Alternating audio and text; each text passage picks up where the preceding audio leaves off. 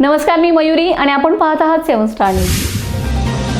पश्चिम महाराष्ट्रात मोठ्या चर्चेची ठरलेली व राष्ट्रवादी काँग्रेसचे प्रदेशाध्यक्ष आमदार जयंत पाटील यांच्यासाठी अत्यंत प्रतिष्ठेची मानली जाणारी होम पिचवरील उरण ईश्वरपूर नगरपालिका निवडणूक जयंत पाटील यांनी पूर्णपणे आपल्या ताब्यात घेतले।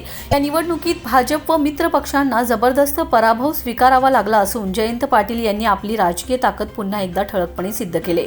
नगराध्यक्षपदासाठी राष्ट्रवादी काँग्रेसचे उमेदवार आनंदराव मालगुंडे यांनी तब्बल 7,500 मतांनी दणदणीत विजय मिळवलाय, तर नगरसेवकांच्या एकूण 30 जागांपैकी 23 जागा जिंकत जयंत पाटील गटाने नगरपालिकेवर निर्विवाद वर्चस्व प्रस्थापित केले।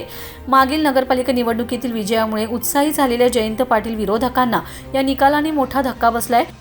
पालकमंत्री चंद्रकांतदादा पाटील तसेच मुख्यमंत्री देवेंद्र फडणवीस यांनी स्वतः सभा घेत प्रचाराची रणधुमाळी उडवूनही भाजप व मित्रपक्षांच्या उमेदवारांना मतदारांनी स्पष्टपणे नाकारले।